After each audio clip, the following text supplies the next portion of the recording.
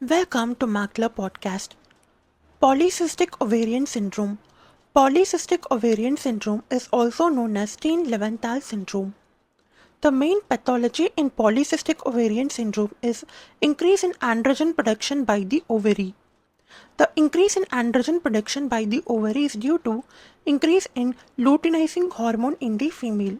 The increase in luteinizing hormone in the female is going to stimulate the theca cells of the ovary and result in increase in androgen production by the ovary. Increase in androgen means increase in testosterone. Increased testosterone will manifest clinically in a female as hirsutism. Hirsutism is defined as growth of coarse terminal hair in male pattern in a female, like sides over the chin, the axilla, the upper chest, and etc. The scoring system which we use for the diagnosis of hirsutism is Ferryman-Galway scoring, where a Ferryman-Galway score of more than equal to 8 denotes hirsutism, a score of more than equal to 15 denotes severe hirsutism. Testosterone is known to have a folliculotoxic effect, which means the growth of the follicles are getting arrested. Due to the arrest of the growth of the ovarian follicles, there are multiple antral follicles situated in the ovary, which can be seen in ultrasound as multiple immature antral follicles which are situated more commonly in the periphery of the ovary, which is given a typical appearance, that is necklace pattern appearance on ultrasound. The multiple antral follicles leads to increase in anti-Mullerian hormone levels. Antral follicles will release anti-Mullerian hormone right after puberty. Since there are multiple antral follicles, multiple immature antral follicle present in a female of PCOS, therefore each of the immature antral follicle is going to contribute the anti-Mullerian hormone, which will result in increased in anti-Mullerian hormone levels in females of PCOS. Increase in testosterone in a patient of PCOS will also lead to insulin resistance in about 50 to 80% of the females, which might manifest clinically as acanthosis nigricans. Appearance of velvety based skin over the sides such as the nape of the neck and in the armpits is characteristic of insulin resistance, that is acanthosis nigricans. Over a long term, it can lead to complications such as diabetes mellitus due to insulin resistance. PCOS patients are also prone to dyslipidemia, where the low density lipoprotein, that is the bad cholesterol, is going to increase and the high density lipoprotein is going to decrease.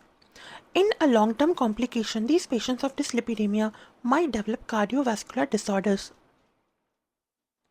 The laboratory investigations which are increased, decreased, and normal in a patient of PCOS are as follows.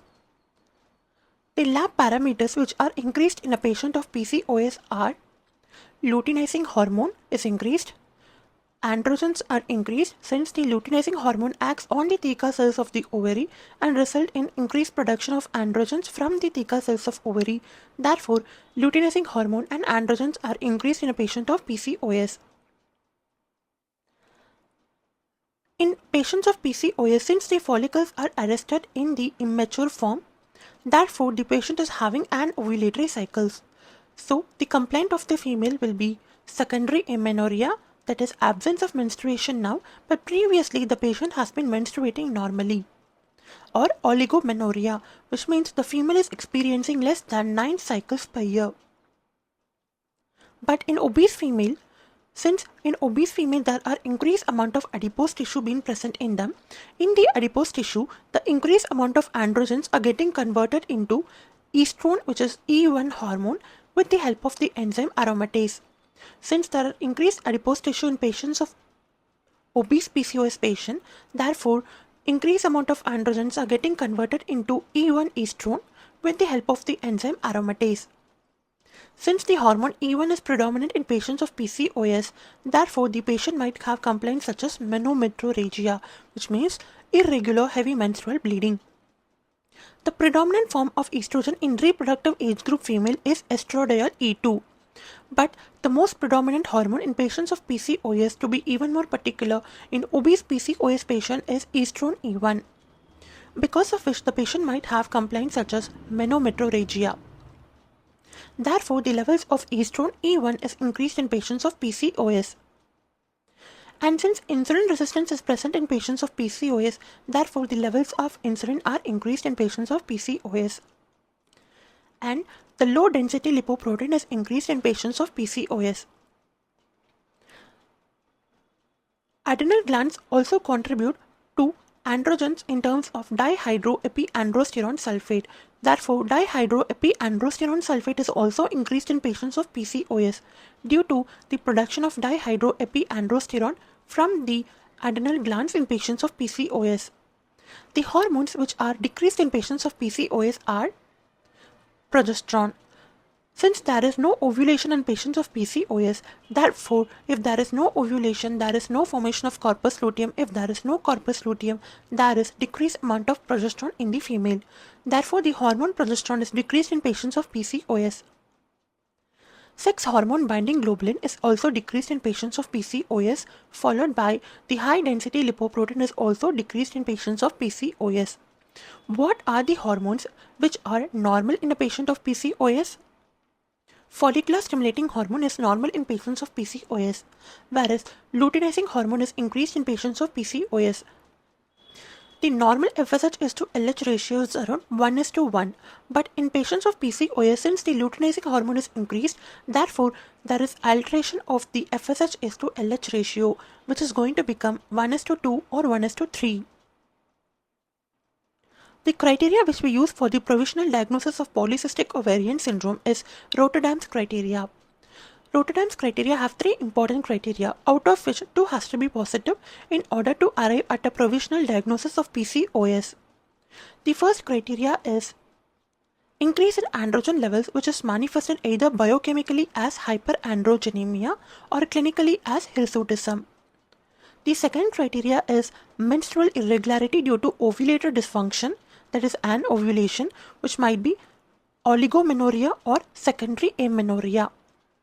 The third most important criteria is a criteria with respect to ultrasound, where polycystic appearing ovaries more than equal to 12 follicles of size about 2 to 9 mm in one or both the ovaries has to be present, or else the volume of the ovary has to be more than equal to 10 cc. If on ultrasound, the polycystic appearing ovaries are more than equal to 12 of size 2 to 9 mm in one or both of the ovaries, or the volume of the ovary is more than 10 cc, it can be taken as a criteria under Rotterdam's criteria. Out of these three criteria, if two are positive, then it can be considered as a provisional case of polycystic ovarian syndrome, but it is not a confirmative diagnosis of polycystic ovarian syndrome. The revised European and American guidelines have adopted more than equal to 20 follicles instead of more than equal to 12 follicles as a part of the criteria for polycystic ovarian syndrome. Management of polycystic ovarian syndrome. If a patient of PCOS is going to complain you with complaints of menstrual irregularity, the drug of choice for treatment of menstrual irregularity in patients of PCOS is oral combined pills. If the patient of polycystic ovarian syndrome is complaining of hirsutism as the primary complaint, the drug of choice for hirsutism is oral combined pills, which has to be given for a period of about 6 months. Even after 6 months, if there is no improvement in symptoms of hirsutism, the patient has to be considered with anti-androgenic drugs.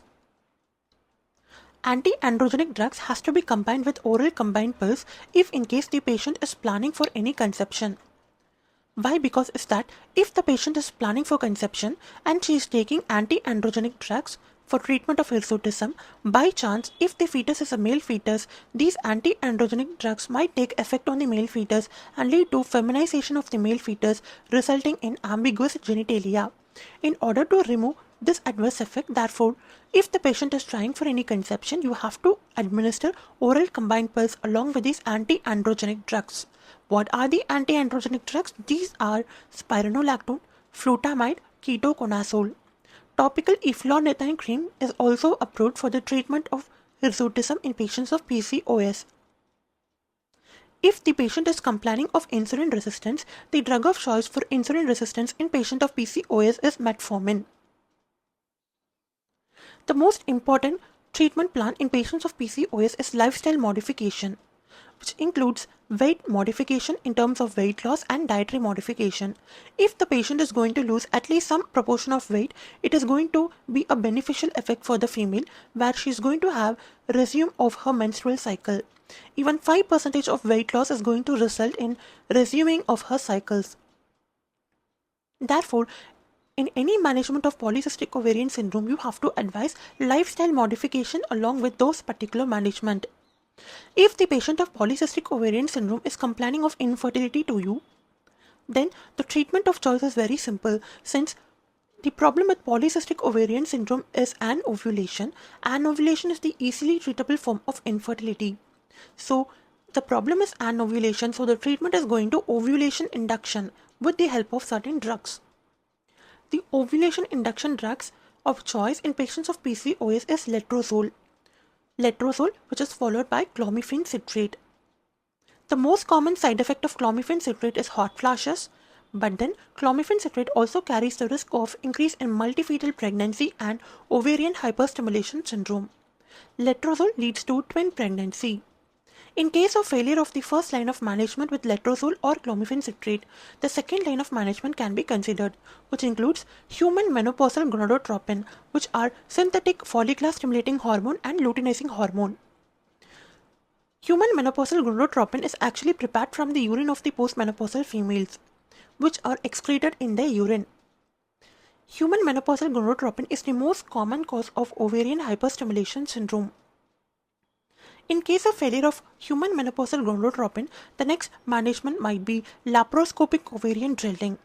Laparoscopic ovarian drilling is a procedure which is based on destruction of the stroma of the ovary. The stroma of the ovary is replaced by the theca cells of the ovary situated. If the theca cells of the ovary are going to be destroyed, then definitely the theca cells of the ovary cannot produce increased amount of androgens, and therefore the patient can be prevented from all the effects of increased androgens. So therefore laparoscopic ovarian drilling can also be considered. But the problem is that if laparoscopic ovarian drilling is not performed with much expertise, it might lead to increased chances of ovarian failure as well. In case of failure of all the management in ovulation induction, the last resort could be gonadotropin releasing hormone, which has to be administered in a pulsatile manner. Pulsatile manner in which gonadotropin releasing hormone is given, it is going to act on the anterior pituitary and result in the release of follicular stimulating hormone and luteinizing hormone, which will act upon the ovary and will result in ovulation eventually. This is the management of choice in patients of polycystic ovarian syndrome. Progesterone challenge test or progesterone withdrawal test is positive in patients of polycystic ovarian syndrome. Progesterone challenge test is a test where progesterone has to be administered to the female for a period of about 2 weeks. After 2 weeks, we need to advise the patient to abruptly stop the progesterone. After stopping the progesterone, within 2 to 7 days, the female has to experience menstruation. If the female is going to experience menstruation within 2 to 7 days after stoppage of progesterone, it means that her outflow tract is patent and the endometrium is already primed by the estrogen, and the endometrium is receptive to estrogen as well. The above listed everything are about the polycystic ovarian syndrome.